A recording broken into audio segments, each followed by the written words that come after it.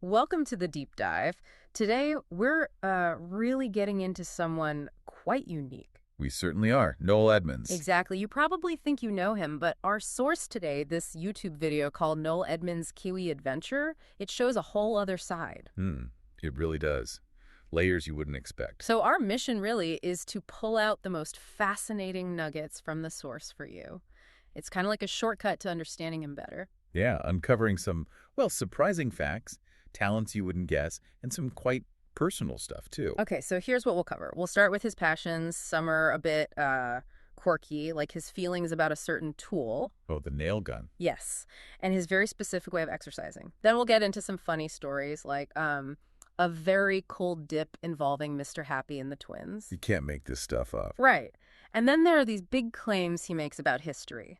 The first mobile phone call on TV, his company, and Live Aid. Yeah, some pretty bold statements there. We need to unpack those. Definitely. And finally, we'll look at the really personal side, his relationships, especially with Liz, his Earth Angel. And Jason, the guy who seems to be able to do everything. Exactly. So the idea is to help you connect these dots, Go beyond the TV presenter persona and see what's really going on. Okay, well, let's dive in. Where do we start?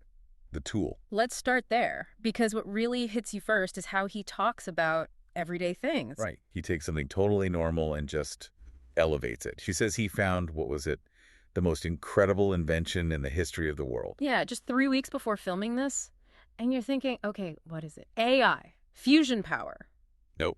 It's a nail gun. A nail gun. And the way he describes it, Yeah. it's quite something. He calls it, The horniest bit of kit you will ever come across, darling. His words. and a sex toy, then he's suddenly John Wayne or Clint Eastwood. It's intense. It is. So what's going on there? Is it just him being theatrical, putting on a show, or something else? Well, what do you think? It feels very null, but also maybe more. I think it's both, It's definitely him being entertaining, using that over-the-top language, but it also feels like part of this pattern we see in the video. A pattern. How so? This way he finds something almost spiritual or incredibly significant in ordinary things. It's not just a nail gun for him in that moment. Right, it becomes this huge symbol, like he's finding meaning everywhere. Exactly. It's about how he engages with the world almost theatrically. Everything can be the most incredible this or a gift from the cosmos that. Yeah. Even a power tool. So it's a glimpse into his worldview, maybe, how he experiences things. And that kind of unique view, it carries over into other areas, like his fitness routine. Absolutely. His tranquil power thing. Tell us about that. It sounds different. It is. He uses gardening gloves to grip weights, apparently. But the key isn't pumping iron fast. It's the opposite. How so? He says everything about it is quiet and slow. You hold the position, feel the muscles working, the burn, then you slowly release. Huh. Very deliberate. Almost meditative. Not like your usual workout. Precisely. It's mindful, which makes the next bit even funnier because it's the total opposite of calm and meditative. Ah, yes. The cold water test. This was, memorable. He gets into this water, confirms it's only 4 degrees Celsius. Freezing. And his reaction is just instant and, well, very honest. He yells, "I don't know where Mr. Happy and the twins are gone, but when will I see them again?" And someone off camera shouts something like, "I think they're up with your Adam's apple." And Noel's just like, "Oh my God, I got to come out now." It's brilliant. You almost feel cold just hearing it. What does sharing a moment like that so unfiltered tell you? I think it shows someone who's actually pretty comfortable being vulnerable, or at least showing the less polished side, that self-deprecating humor. Yeah, not taking himself too seriously in that moment. Exactly. It makes him seem more, I don't know, real, accessible. Yeah. Especially when you contrast it with some of the bigger claims he makes. Good point.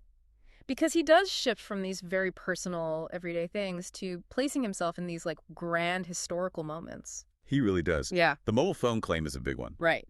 He says, flat out, I made the first mobile phone cell phone call live on DBC television from the top of the telecom tower on my Christmas Day show. That's a huge claim, putting himself right there at the dawn of the mobile age. It really is.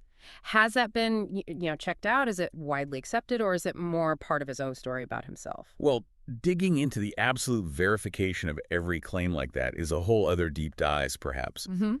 But what's interesting for us here is that he makes the claim. Right. What it says about how he sees his own story. Exactly. He's actively shaping his narrative. Mm. He wants to be seen not just as Mr. Blobby straight man or the deal or no deal host, but as someone involved in significant shifts. A pioneer, even. An early adopter, yeah. And it's not the only big claim, is it? There's the Live Aid connection, too. That's right. He says, our company organized the entire airlift for Live Aid at no cost to Live Aid. Wow. Okay, Live Aid is iconic. Billions watched it. If his company did that for free, that's a massive contribution that nobody really talks about. Precisely. So does knowing that, or him claiming that, change how you think about Live Aid or about him? It definitely adds a layer, doesn't it?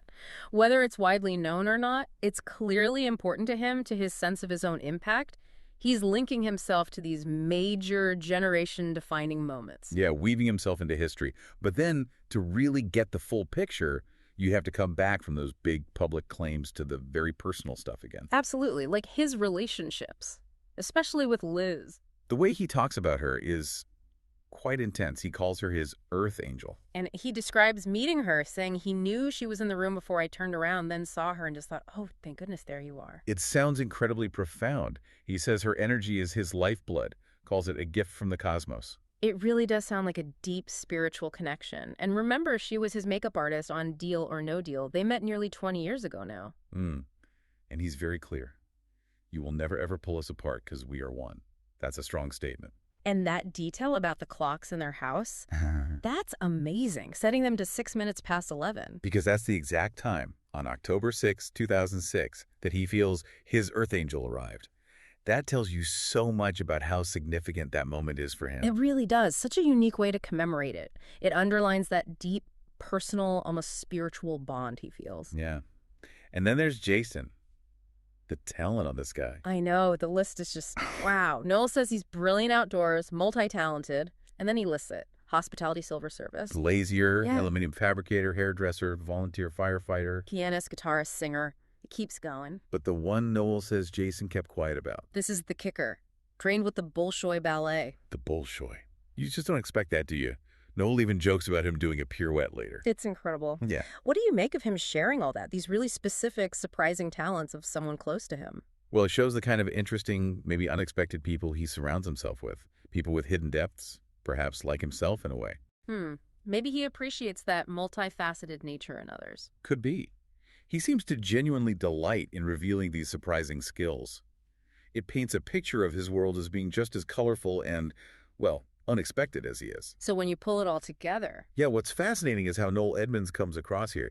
He's full of these contrasts, isn't he? And unexpected depths. Definitely. You go from him being almost like wildly passionate about a nail gun to his very quiet, slow, tranquil power exercises. And then these big claims, pioneering mobile calls, the unsung Live Aid role. It's quite a mix. And then you layer on those really deep personal connections, that spiritual bond with Liz, his Earth Angel. Right, memorialized by those clocks set to 6.11 on October 6, 2006. And Jason, the guy who can fix your windows and trained with the Bolshoi. It paints a really complex picture. It does. And it makes you think, doesn't it? What does it actually mean when public figures share these kinds of personal, maybe unconventional, even eccentric things about themselves? Yeah, how do these little insights, these specific nuggets we've pulled out, change how we see someone like Noel Edmonds overall? And maybe what can digging into this kind of rich, personal material teach us about just how complex people really are, beyond the public image? Absolutely. So if you thought Noel Edmonds was just the guy from the telly, this deep dive, well, it peels back quite a few layers. It shows how all these different pieces, the quirky stuff, the relationships, the historical claims, they all sort of feed into this unique personality. Yeah.